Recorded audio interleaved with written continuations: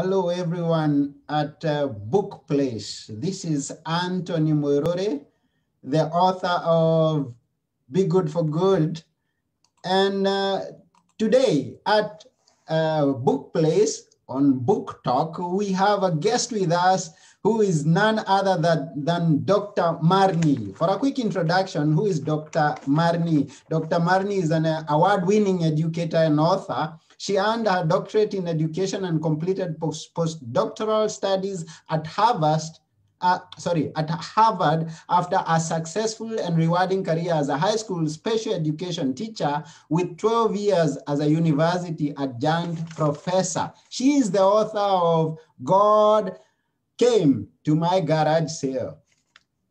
I don't know what is in that book, but we're going to find out. A lot of together. Good things. We're going to find out together. So welcome, Dr. Marni. How are you? Hi, I'm great. Yes, wonderful. So please tell us something little about yourself. Tell us whom you are. So let's get to find out whom you are. All right. Well, thank you, Anthony, for having me on Book Talk. Yeah. I am an author, but really I am just a regular person, just like you and me, okay. Who chooses to live with goodness and love and compassion, despite any challenges that come my way.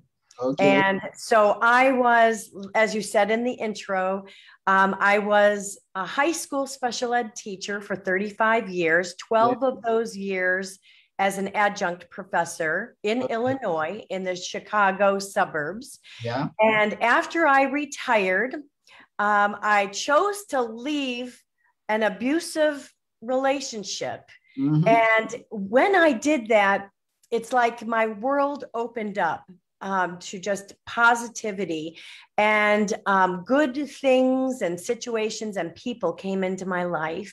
And I chose to move to the Caribbean. So I actually am streaming right now from the U.S. Virgin Islands in St. Croix.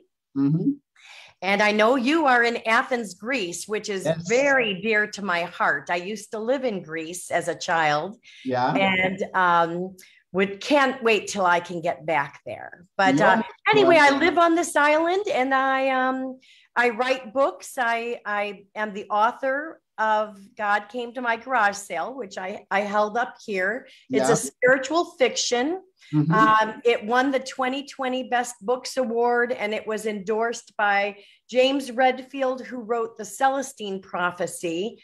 As well as other books. And then I also, after that, ended up co-authoring 4 best-selling nonfiction anthology books. And so you can find those on my website. And now I am a contributing author to some guest articles in magazines, and I've been asked to be on podcasts, and I'm selective about those podcasts. So your mission of goodness, and I love your book, Be Good for Good, that resonated with my soul. So that's who I am. Oh, good to know that. And thank you very much for the compliment about my book. Yeah. Yes. So please tell us, how did the book God Came to My Garage Sale came to be? I mean, where did it all begin? Well, for many years, I had a book in me, and I would go to garage sales or have garage sales. And oftentimes I would just meet amazing people and have great experiences. But in this particular garage sale, after I had lost everything, I had lost my home to foreclosure. I found that all my money was depleted. I even lost an adult child to parental alienation. Just my American dream was falling apart, and I needed to have a garage sale just to make ends meet and move on in my life. And at this particular garage sale, I had some spiritual and miraculous experiences happen to me. And then over a period of a couple years, I really looked into and I researched near-death experiences and spiritually transformative experiences. And I became more open to God and the possibility that, you know, we are not just here to live and die, that there's more of a mission and a divine purpose to our being. And with all of that, I had even more experiences. And so I decided to put it all into a spiritual fiction, and found that writing was very healing, but it also helped me relive some of those miracles that I experienced. And then, you know, one thing led to another, and I ended up publishing this book with Balboa Press, which is a division of Hay House. I always was a fan of Hay House books because they touch on spirituality, and they also touch on self-help and trying to find the purpose in things. And as a person who lives with goodness, love, compassion, and honesty, I just, you know, said I needed to put this down on paper. In fact, writing the book almost took on a life of its own. I've always been a very driven person, and, you know, just enjoy learning and enjoy creating. But writing this book was just so cathartic, you know, therapeutic for me. And then now it has opened up doors to meet beautiful people like yourself, but also just to handle my own feelings and emotions and experiences by writing. Okay, thank you very much. So you say it's a spiritual novel. Yes. And it being a novel, but it's telling a story of your life, something that you've experienced in life. Right. It was definitely inspired by true experiences, not only my experiences, but hundreds and hundreds of accounts that I have heard of other people. And so, yes, it's a spiritual fiction, meaning it's, you know, got some embellishment and made up situations, but definitely it was inspired by true experiences. Oh, wonderful. And what are these experiences? If you can just tell us a few of them. Oh my gosh, there are many. Yeah. I actually, in my book, have 13 vignette chapters that are devoted to different experiences. But, you know, it starts out with dancing dragonflies when I was going out to my cul-de-sac, looking at my home to basically say goodbye for the last time. I was serenaded by 1, and then 5, and then 10, and then 50. Just, it seemed like countless dragonflies surrounded me. Yeah. I call that chapter Dancing Dragonflies. And I have since researched that phenomenon and learned that this has happened to other people. Okay. So, and it was when I have these various experiences, the dragonflies was just one of them, but everything seems to go in slow motion. Yeah. And I've heard of that when people have survived death and had an experience where they have gone to heaven, or they, you know, they talk about the whole notion that there is no time, that there is slow motion. And I actually experienced that. Okay. And some other experiences were meeting different people at the garage sale that, you know, seemed to be very divine. And I don't even remember them coming or leaving. I actually remember one person levitating off the ground and then out of the blue, surrounded by a crowd of people that were intently listening to them. You know, it's a garage sale. Well, that's what I saw. That's what I saw. Okay. And you know, I pinched myself, you know, is this really happening? And yes, it was in my, you know, in my experience, it was happening. Okay. I've also write about experiences where I, through electronics, through TV or lights, that I get signals, or I've had a dream visitation where someone has come to me in a dream, and it is so real. And I remember every single detail. You know, lots of times we'll dream and we might think, oh, we're just sorting out the woes of the day or something like that. And you don't always remember details, but with a few dream visitations I've had, I remember everything in detail. Okay. And then there's also just finding certain colored feathers or certain dated pennies on the ground, or red cardinals pecking at your window. You know, if it happened once or twice, I would chalk it up to, oh, that's just a coincidence. But these experiences and phenomena have happened hundreds of times that I can't dismiss it. Yeah. It really happened. And it's changed. Well, I've always been someone who believed in goodness, love, honesty. You know, I'm a very empathetic person, but it just opened my soul to something even more deeper. And those are some of the experiences I wrote about in my book.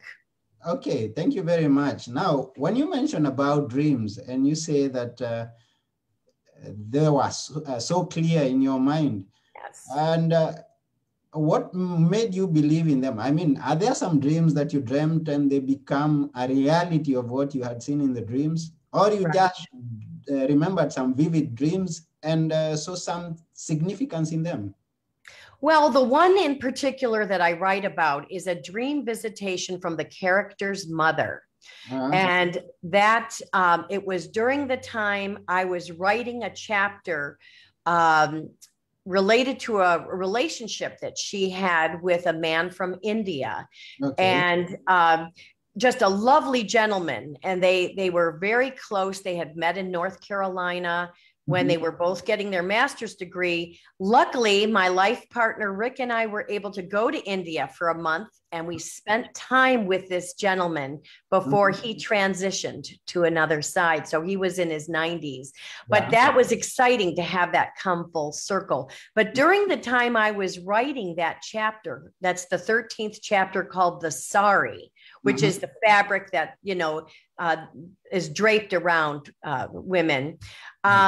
That when I had just finally completed that night, I had a dream visitation from my mother, and then I used that experience to embellish it some so that it could be this character experiencing a dream visitation from their mother.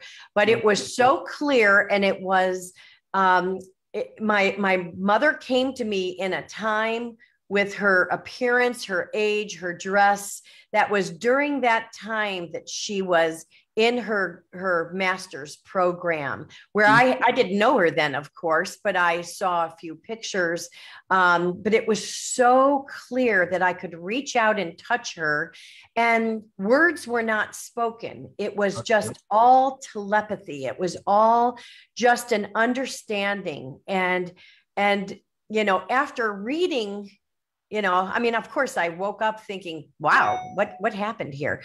But after reading countless, you know, comments from people about them having dream visitations, I believe I was really visited. Yeah. And it was real, and time went slow. It had a lot of the same characteristics that I have had when I've had these manifestations or intuitions. Okay, okay, we get that. Now, we've been joined by some people when we are just sharing this. We have Christina. Thank you very much, Christina. Sorry that I will miss this live, but hopefully I can watch it later on. I think she was just passing by. And then we have Jonas Soul, who is saying, this is amazing. I think he's amazed by the story of your book.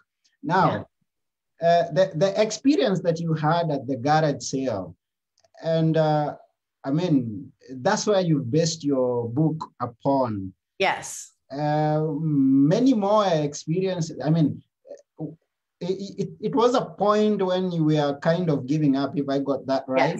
Yes. And, I wasn't necessarily giving up, but it was definitely a very low point where I had lost all the safety and security and familiarity that I had come to know for decades.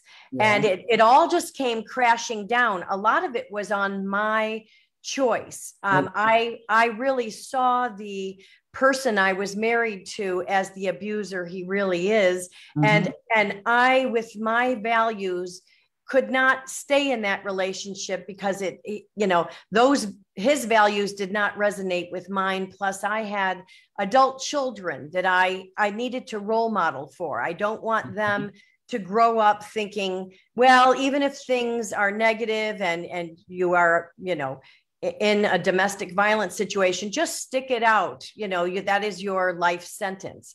I needed to role model for them that no, people have a choice to live in love, peace, and harmony. And so that is what I did. But yes, it was a low point. I don't think I've never been one to give up.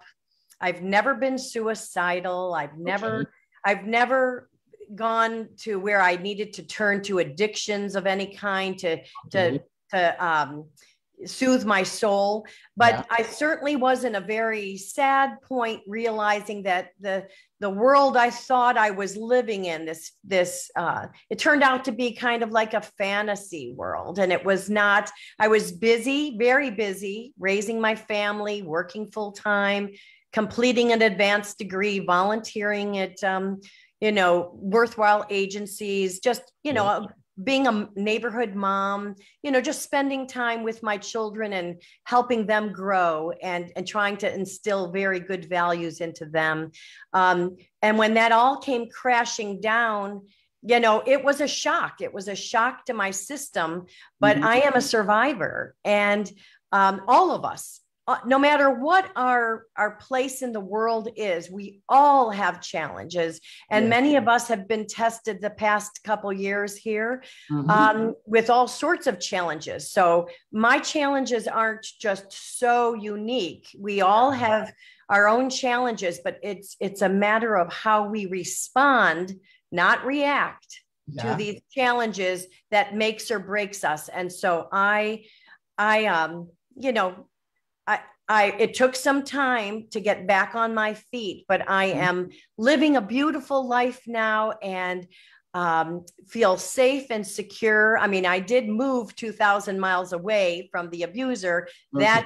That distance really does help. But also, I'm thrilled to be in a location that I'm more in touch with nature, the ocean, the rainforest, the amazing plants and animals that are part of the world I live in every day. Wonderful. So how many children do you have, if I may ask? Sure, I have 2 adult children. What ages, a girl and a boy. What ages were they by the time that this was all happening? When it was happening, they were 20 and 23. So, and that was 6 or 7 years ago now. Okay, and so I want to imagine that they had grown observing the abuse and some not so good things. So you had to come to that decision. Yes, yeah, I'm sure that but they also observed happy times too. I really went into this marriage very young, but very, very optimistic and hopeful and seeing the good in people. And, I misjudged. I really misjudged this time. And 27 years went by before my light bulb moment. Okay. And once that happened, of course, then I look back at so many different scenarios and realize that I had slowly been isolated, slowly been gaslit, slowly been made to believe that I can't handle things on my own and depended on him for, everything, including finances, which is, for people that are abusive like that, money is a big controller, but yes, my children did experience observing things, but they have their own journey. They need to come to their own conclusions. I'm just hoping that they can become aware of what parental alienation is, and they can be aware of domestic violence so that they don't put themselves in that same situation in their adult life, because it is a very intergenerational phenomenon where, we choose, there are flaws that I have in my personality, being overgiving, being over accepting, being loving to everyone, that really had put me in harm's way. Now I'm a lot more discerning about who I let into my world. But at the same time, that doesn't mean it diminishes the goodness that I feel for humanity. Okay. So yes, my children experienced that, but they also experienced a beautiful childhood in so many ways. And even though, you know, I lost the house to foreclosure, and it was all just, you know, not what we had planned. They still grew up in a beautiful place with some beautiful experiences. But the bottom line is, you know, as adults, you know, I can just give love, and they need to find their own way. I agree with that. Yeah. Yes. And if I may ask, who is the book dedicated to? The book is dedicated to my life partner. Okay. And I also, and that is a good friend of mine that that was always there for me, and I was always there for him. And here we are sharing a life together in the Caribbean. But I also, if I look at my dedication page, I'm a little bit more general in what I say. So let me find that right here. It's, I don't see it right here, but basically to friends and family, you know, just in general. Okay, yeah. So that those people who are going to read it can always get something from it and apply it in their own life, and avoid the mistakes that you may have done along the way. Definitely. And my book is very affordable. It's not a money maker for me at all. In fact, on the island where I live, my book is now in 20 locations on St. Croix, and I sell it for $10. Okay. And then the book, God Came to My Garage Sale, can be found online at Amazon, Barnes & Noble, and the Balboa Press website for only $11.99, or if you're into the e-version, it's $3.99. So it's a very affordable book for people to read and be able to. Actually, many people have contacted me after they've read it. They realized, wait a minute, I had many of these same experiences, and it helps them realize, you know, gosh, maybe they were touched by divine. I think all of us are. We just have to be awakened to it. Yes, we are. Yes, we are. Yeah. Yeah, we are.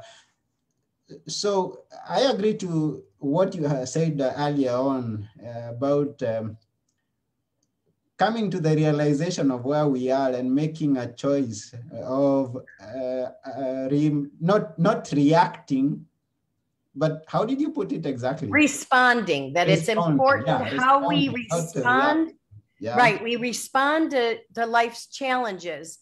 And both you and I are very similar, that we respond to life's challenges with love, compassion, honesty, and goodness. Yes. And goodness being, like I had shared with you before our interview, that, you know, I use the term goodness all the time. Yeah. And oh, sorry, I think we have an issue with your connection. Just see. Oh, you had some. I mean, you were not. I didn't hear the internet. That. Okay, sorry. Well, I'm so sorry, and I know you were live, but living on a Caribbean island, sometimes the internet gets, you know, is unstable. Yeah, but basically, I was saying that, you know, just like you, I live with goodness and love and honesty and compassion, and that is a choice on how we respond. So it's better to respond and not just react. Yeah, sure. We have the choice to make and an action to take. It's not only about imagining things. And as you say, your book is going to help someone see the extraordinary. I mean, see the not just the usual, but look deeper into things when he or she sees things happening around them. And this is what I guess is going to do. Right. And in addition to that, You know, I'm co-author to 4 other books. Mm-hmm. And in those books, it's nonfiction, it's real. And I write about handling life's challenges with love and compassion. Okay. I do talk about surviving domestic violence, narcissist abuse, and parental alienation. And many people have contacted me to say that was part of my journey, either as a child or as an adult. And so the message is kind of morphed, if you would say, into a message of just handling challenges with love and goodness. You can only control yourself. Yes. You can only control yourself. Other people will do good things or bad things and conduct their life the way they do, but you can't control that. You can control how you respond to it. But you can only control yourself. And it's best to stay with your values and live an authentic life. And in the meantime, you know, the writing in my books and in my magazine articles, that is done, and it's healing for me, but it's also meant to inspire other people. In fact, even this month, May 2021, I have a guest article in a major magazine called Eden Magazine. And you can find, if you look at my website, you can find all the different places to find my writings. And it's meant to connect with other people. They might resonate with the message, and they might realize that this could be helpful for them. I think that survivors need to speak up, but we also need to inspire other people to just give them encouragement to live the best life and get them out of a rut. And we've all, you know, been in a very tough situation the last couple of years. And, you know, now it's time to see the light and move towards goodness. Yeah, sure. To be good for good. Be good for good. Yeah, thank you very much. And now that you talk about the challenges that we've all been through the past couple of years, let's just go slightly back to 1 year where everyone in the world was experiencing, and we are still experiencing these tough times of the pandemic. Now, based on whatever you share on your books and your articles, how do you think people should take this pandemic and everything going on around? Well, that is a very good question. And without getting political here, I personally believe that what we are experiencing as a world is almost a war. I hate to use the war because that's so negative, but a challenge of light versus dark. And I believe that there's been a lot of darkness, and there's been a lot of deceit and corruption and fraudulent behavior. And it is now starting to come to light. And little by little, it takes a lot of time. The planning of all these malevolent forces and experiences took a long time. It was years and years in the making by some very, very dark, negative souls. And so it's going to take some time for things to turn around. But I firmly believe that light and goodness will win over anything negative. So I believe it's a spiritual situation between dark and light. And I have great hope in humanity that goodness and honesty will prevail. That, you know, the people that lie and the people that harm others, like those of us that have experienced domestic violence, we have dealt with people that are dishonest and want to harm you and harm others. They eventually expose themselves. The mask generally slips at some point. And you know, even with a close friend that I had known for years, in one instant, over just a couple of minutes, a mask slipped. And you see someone for who they truly are. And then that is where it's up to you to choose to react and get involved, or respond. And I find it's best to just walk away. And, you know, you're not out to correct other people's behavior. You can only control yourself. So that's kind of how I handle things. So I believe that it's darkness versus light. That's good. A very good answer. And the person watching this interview would be asking himself or herself, how am I supposed to respond to this situation? Because by the time that we wait for the mask to fall off, a lot of things are going by. So how do I respond right now? And things are happening. And it's right. I don't have the answers. I don't know that any of us have the answers to that. But for me, I would say how I'm choosing to respond. Luckily, I'm surrounded with fresh air and sunshine. And, you know, I live in the rainforest and on many acres. So I have the luxury personally right now in my life of being, you know, private and being kind of removed from the hustle and bustle of, you know, regular daily life, which I would have been involved in while I was still teaching and living in the US Midwest. So I can't answer for other people, but I can say for myself that do what you need to do to be respectful of other people and their beliefs. You know, when it comes to, you know, if you have to wear a mask by law to go into the post office or something, you know, I will do that, even though, you know, I'm not necessarily a believer. The science shows that's, you know, not necessarily helping people.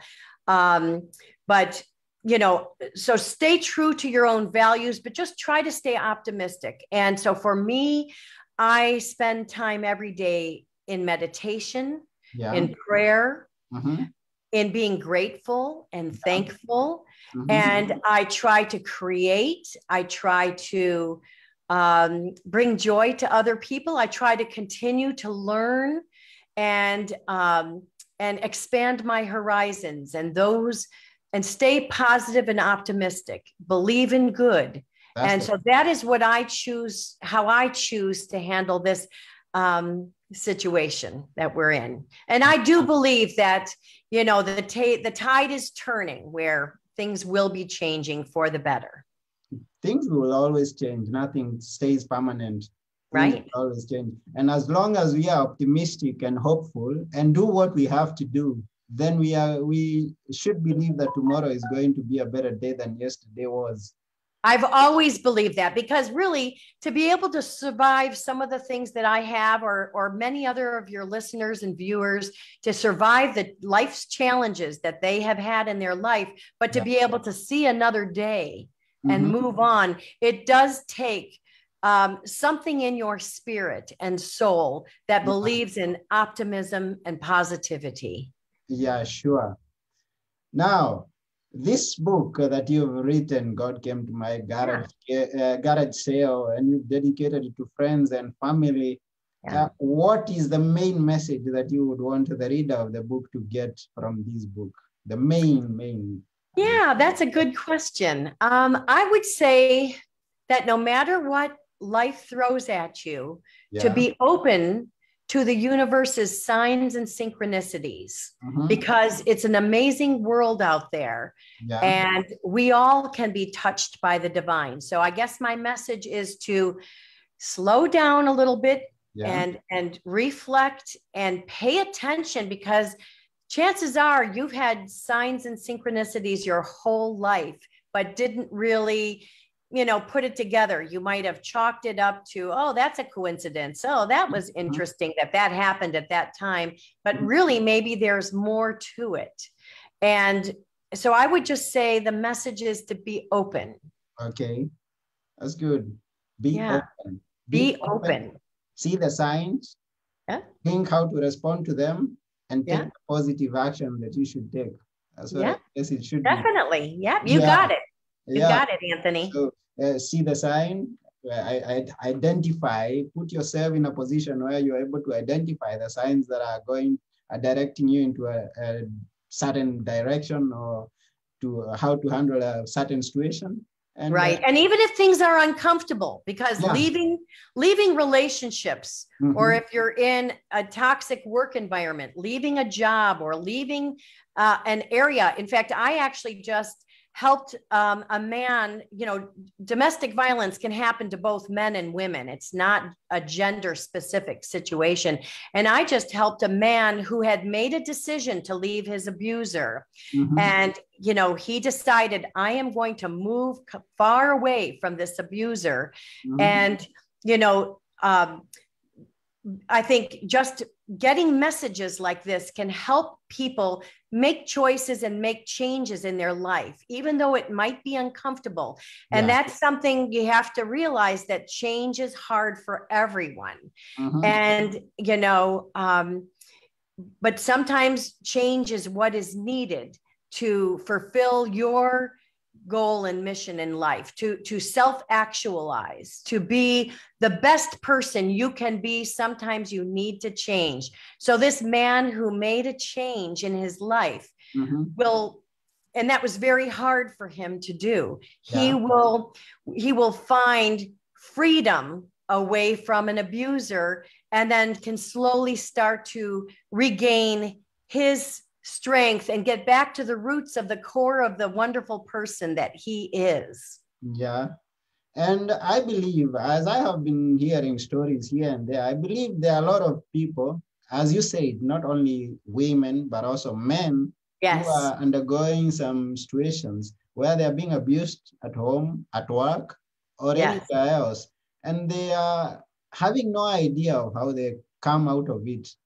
Right. And so it's good for someone to come to the realization that you have some ability, that it's possible for you to make the changes that you need to make in your life in order to be a better person tomorrow. So right. And there's definitely shock, and there's definitely a period, and it could be, especially with some abuse situations, a long period of being in survival mode, because people that have targeted you, and for years you gave them the supply that they needed to control and manipulate, they don't let their victims go easily. Sometimes they will continue to harass you, stalk you, try to because they can't control you anymore, they try to control what others think of you. And they can also take you to court or file charges against you that are not true, only because you are forced to respond to it. And then they can kind of keep you in that cycle. And it's very sad for these people. It's just a very sad life for them. But so realize, if you're talking to some of your viewers or listeners that are they realize, okay, I've got to get out. Realize that there's a period of shock, because, you don't expect someone that you have loved and you believed loved you would ever hurt you, but they do. A lot of people are very self-serving and are mentally ill themselves. They're not well, and controlling and manipulating and mirroring your goodness is all they know. They don't really have a positive, fabric to their soul. But, like we talked about before, you can't control other people, but realize that you need to still stay vigilant. You need to do what you can to stay safe. Sometimes it is moving out of the situation physically. That doesn't mean that the abuse ends, but at least it's a start.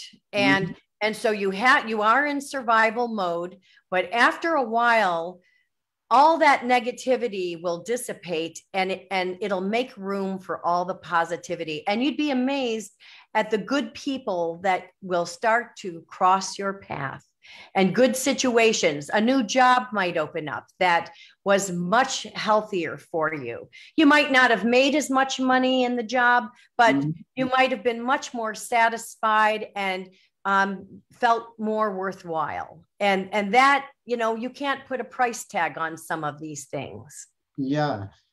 Oh, yeah, sure. So 27 years married. Yeah. Yeah.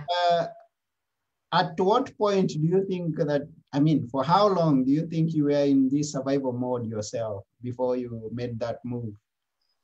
Oh gosh, I would say, because people with narcissistic tendencies tend to slowly and methodically gaslight you and isolate you and sort of set the stage with your friends and family and work and all that. That is in the works for a long time. I think it takes a long time because there are red flags which, show you, wait, this isn't right. This isn't right. But we ignore those red flags for years because we just don't want change. We want we had this dream of a perfect union and, a fairy tale life, or we have children and we want to keep the stability of it all. Mm-hmm. Sometimes people can't wait until the children are adults. Somehow I was fortunate that I didn't have to deal with custody battles and visitations and all of that. I'm so thankful. I have met so many other men and women that have horrendous times legally with all of that. Yeah. But so it's really hard to say when the light bulb, went on, except when it finally really did go on. I basically had 1 week to escape my situation. 1 week.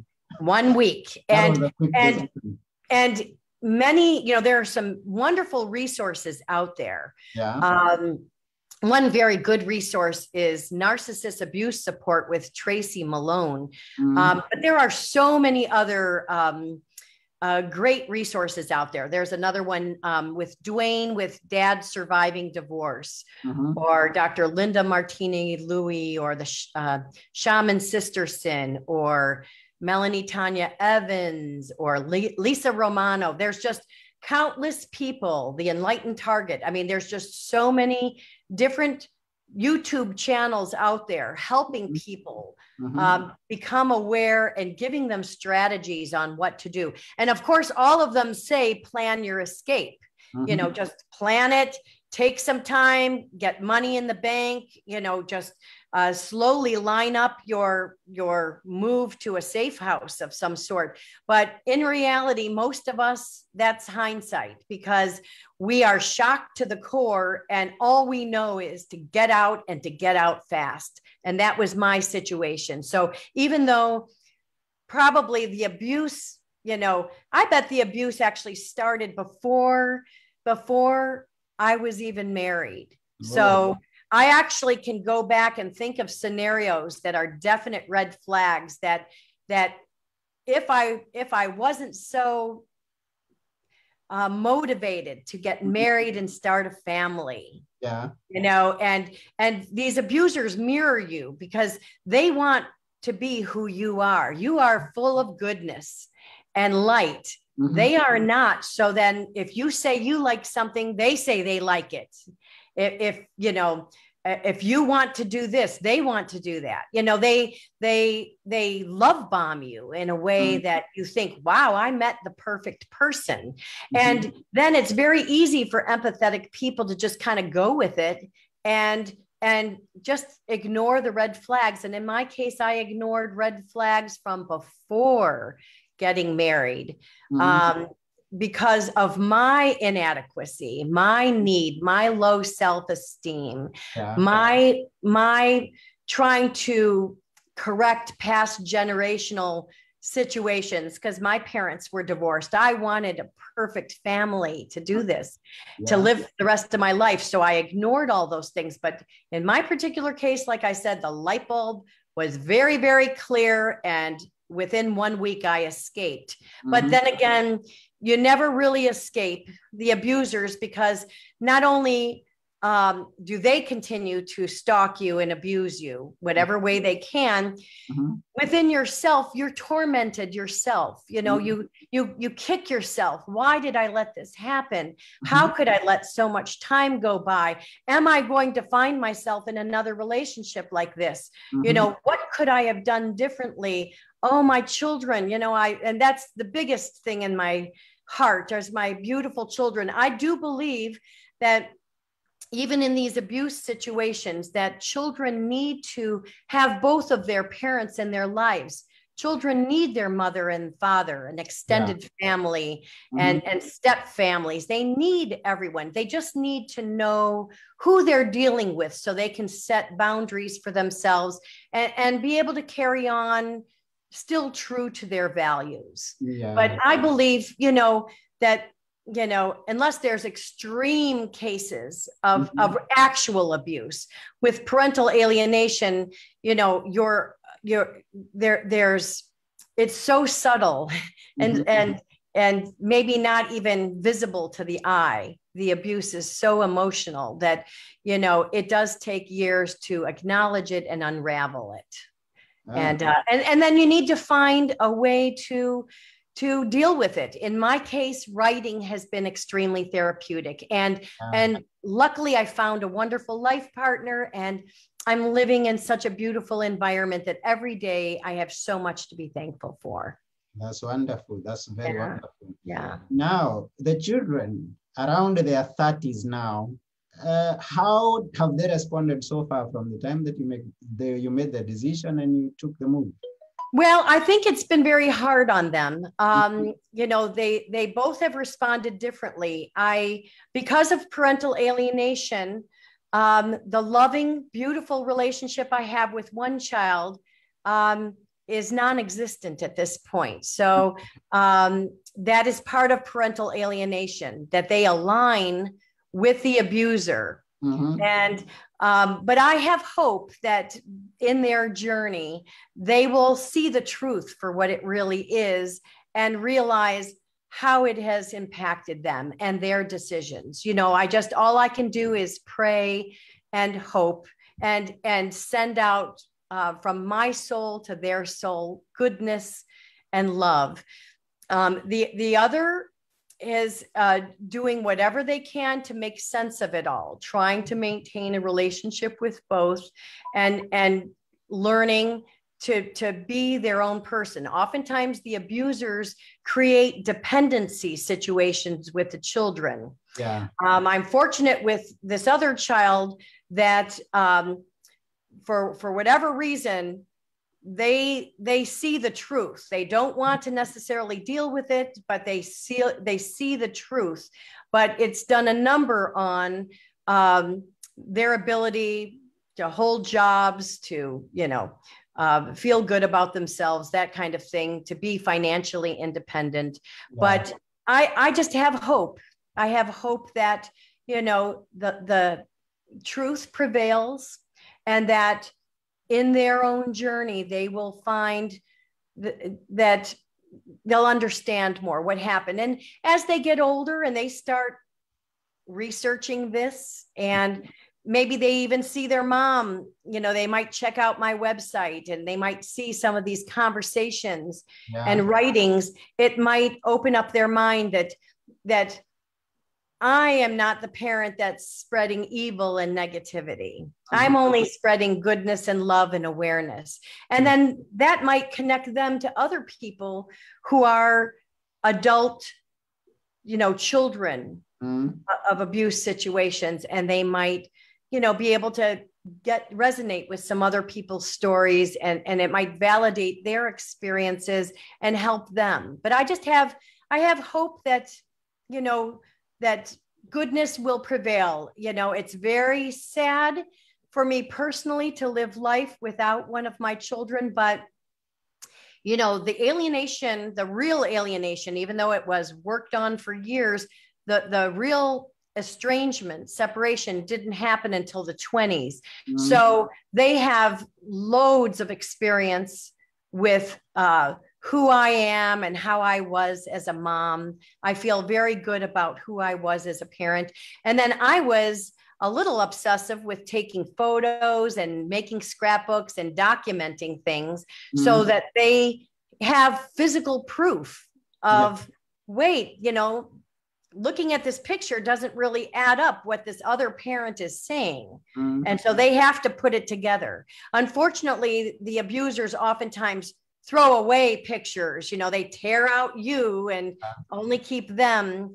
But there's enough out there that that they should be able to discern and know the truth. But sometimes maybe those pictures can help realize, wait, it wasn't all so bad, you know, that maybe I was lied to, you know, and told a false story. Yeah. But like I said, you know, we all have our journeys. It took me so long to come to the realization of what happened to me as an basically intelligent adult, that I'm sure it's going to take, you know, time for them. Plus they're busy trying to make it on their own and live their life and discover who they are and pursue their passions. Yeah, it does take time. Everything takes time. And so something that we should always have is hope within us.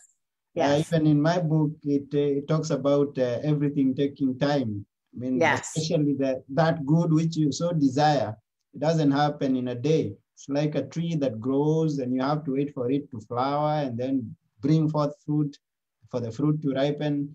I mean, that's the patience that we should have, keeping the hope for a better. That is actually an amazing analogy. On our property, we have planted over 25 fruit trees, and we bought them, you know, as big as and mature as they could be. But every day we're watching, you know, the mango trees and the avocado trees, and we're seeing that it's flowering and it's getting bigger, and we're waiting for the fruit. And then with some of them, we're getting some fruit. And, you know, so yes, it is a process, but the journey can be beautiful, and it doesn't have to be a terrible journey. It can be a positive journey of hopefulness. Yeah, sure. Exactly.